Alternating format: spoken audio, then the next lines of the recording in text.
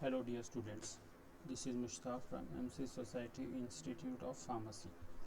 Today we are going to learn the topic known as distribution of drugs.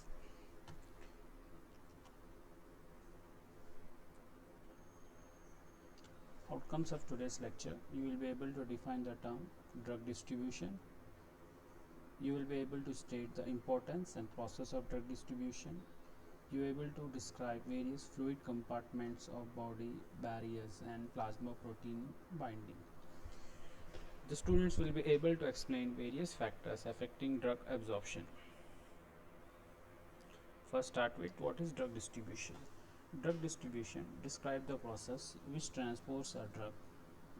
It causes the transport of drug from the site of absorption. Like for example, if we are taking the drug from stomach, then it goes into the blood circulation, that is called systemic circulation, and get transported to various sites, like for example to the site of action, to storage sites in our body, into organs of metabolism to stop the action, and organs of excretion to excrete the drug out of our body. Next, coming to the importance of drug distribution.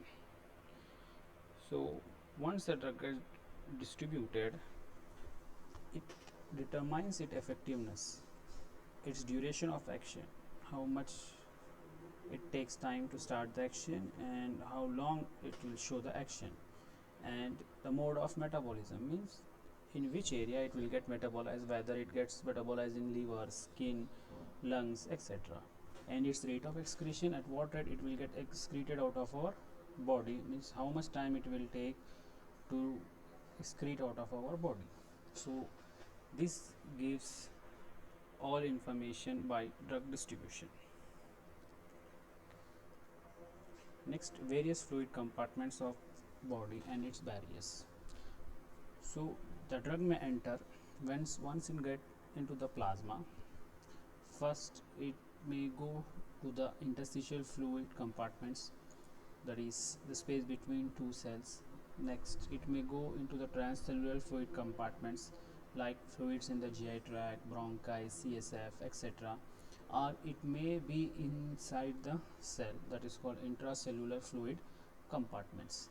So the drug may enter through the various body fluids such as compartments like plasma, interstitial fluid compartment, transcellular fluid compartment and intracellular fluid compartment. So you can see here, this is blood plasma, and the fluid between the two cells is called as interstitial fluid, is also called as extracellular fluid also. And the fluid present inside the cell, as we can see in the image, it is called intracellular fluid.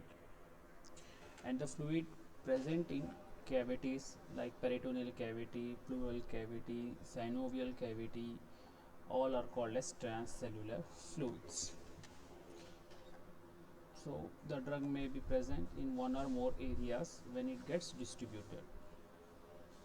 So here also you can see transcellular, intercellular, interstitial and plasma. The process of drug distribution.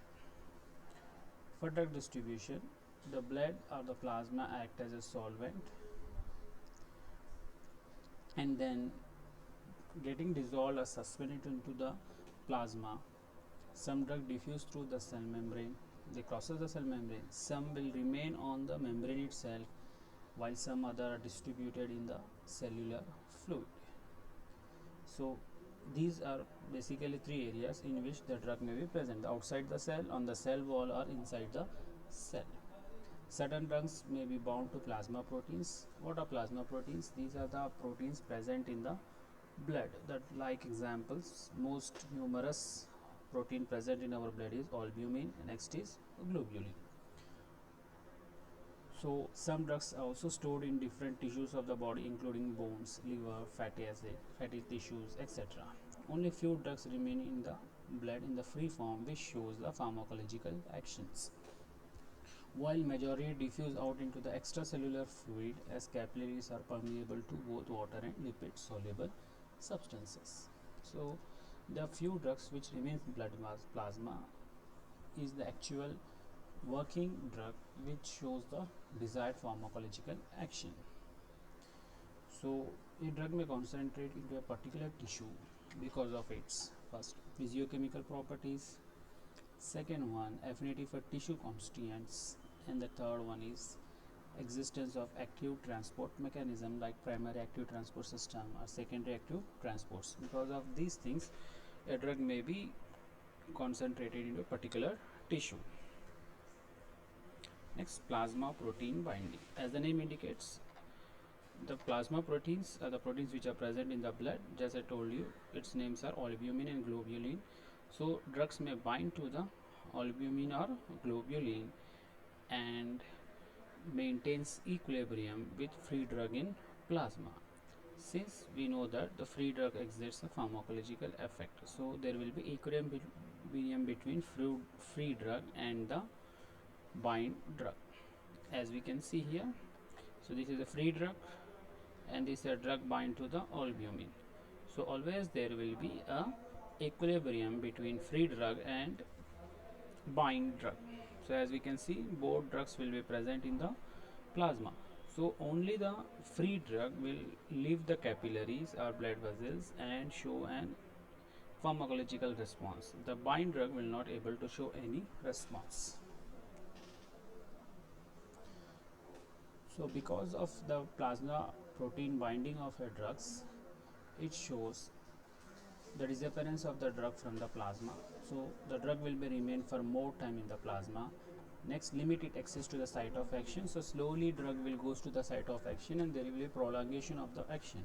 Next, prolongs the time of drug remains in the body by slowing its renal excretion. So the drug will not get metabolized as well as excreted. So we will get the drug effect for a long duration. Most of the drugs bind to plasma albumin because of high concentration, providing a large total surface area. So very few drugs are there which may bind to the globulins. Examples like steroid hormones and thyroxine to alpha globulins, fat soluble vitamins to alpha and beta globulins. So usually the binding is reversible and equilibrium exists between the free and bound drug, as I told you earlier. The next part, that is various factors affecting drug distribution. So the major factors are first physiochemical properties of the drug like lipid solubility, second one is route of drug administration, third one is binding to plasma proteins, fourth one is regional blood flow, fifth one is the availability of active transport system, and sixth one is special carriers and barriers. Next, first one is physiochemical characteristics of a drug like lipid solubility. So the distribution of drugs depends upon lipid solubility. Higher the lipid solubility of a drug, it is widely distributed in our body. Hence, a drug to transport to a brain, it should be highly lipid soluble. So the water soluble drugs will not get that much distributed well. Next, route of administration. So drug administered by parental route are well and widely distributed to organs and tissues with rich blood supply than the drugs administered by oral route of administration. Since the drugs which are well absorbed from the gut are extracted and concentrated in the liver during their first pass, like propranolol and tricyclic antidepressants. So as we know that the parental route shows a good blood distribution as well as faster action as compared to oral route. As we earlier discussed, binding to plasma proteins, the pharmacological agents are transported bound to plasma protein, usually albumin. So drug bound to plasma protein is in equilibrium with free drug in plasma, and unbound drug is only available for distribution. So hence it affects the distribution process. Next, regional blood flow. Since the drug will come into the systemic circulation, the organ which receives the blood more, it will get the drug more. So that is, distribution is directly proportional to the blood flow in tissues. Greater blood flow, greater distribution. For example, like heart, brain, etc., they get more blood, so the drug will goes to that area in more concentration, as compared to like drugs which receive least blood supply, very less blood supply, that is like bones, teeth or adipose tissue, they have low concentration of drug available to them. Next, availability of active transport systems. So some drugs are concentrated in certain tissue because of the presence of selective active transport system. Because of this system, the drug will come out from the are removed or taken by the particular, so the drug will concentrated in that particular area. Examples of this presence of active transport system is the adrenaline neuron blocker like gonethidine into adrenergic nerve terminal. Iodine is actively concentrated into the thyroid cells. Because of presence of active transport system, the iodine is taken from the blood and get concentrated into the thyroid tissue. In contrast, the blood-brain barriers prevent many drugs from entering into the central nervous system. So, presence of active transport system will increase the drug concentration in particular tissue, and presence of barriers which stops the drugs from entering into that particular tissue. Example is special compartments and barriers of the blood-brain barrier.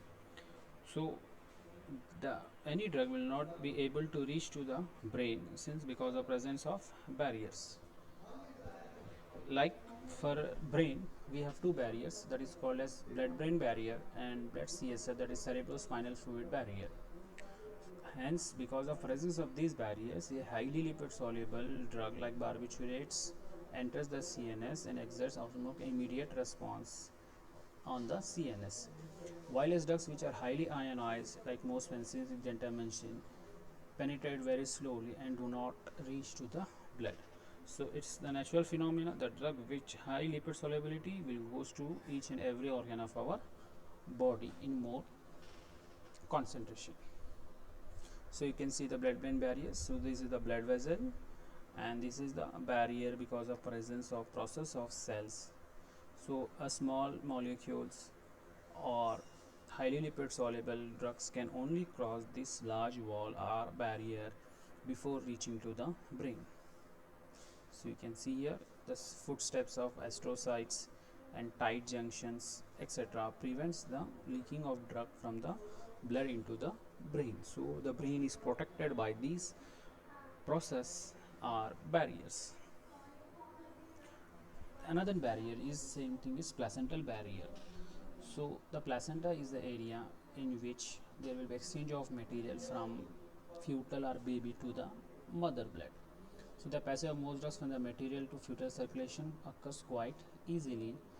The placental membrane is a lipid in nature, hence readily allows the transfer of non-ionized lipid-soluble drugs by simple diffusion down a concentration gradient and prevents non-lipid soluble agents like aqueous soluble agents will be prevented to enter into the blood circulation. So you can see here the barrier. So this is the barrier, so which prevents the drug from entering into the fetal blood.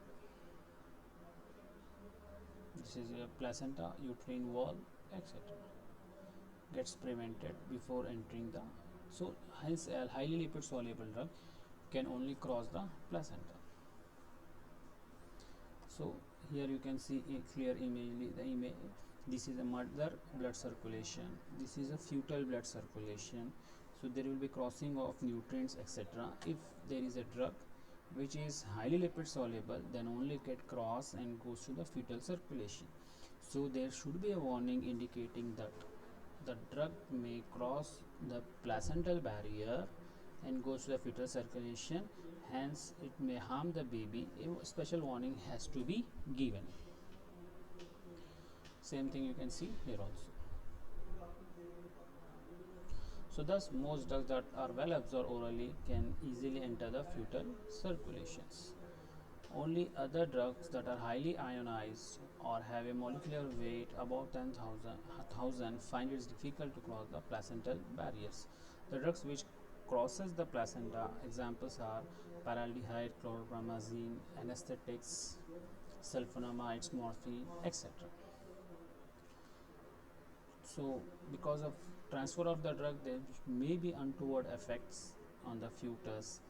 Hence, we should give a label as teratogenic effects to prevent the drug by the mother taking unknowingly and harming its baby. That examples like phenytoin, cortisone, streptomycin, and many antineoplastic agents. So next, what we have learned? We have learned about drug distribution. That drug is distributed to various fluid compartments like plasma, extracellular, intracellular, interstitial, and transcellular fluid compartments.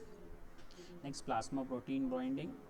The drug may bind to albumin or globulin, and and an equilibrium exists between a bound drug and a free drug, and only free drug may show the pharmacological response. Next is factors affecting drug distributions. Examples like physiochemical properties, regional blood flows, presence of active transport systems, special barriers and compartments, etc. Thank you.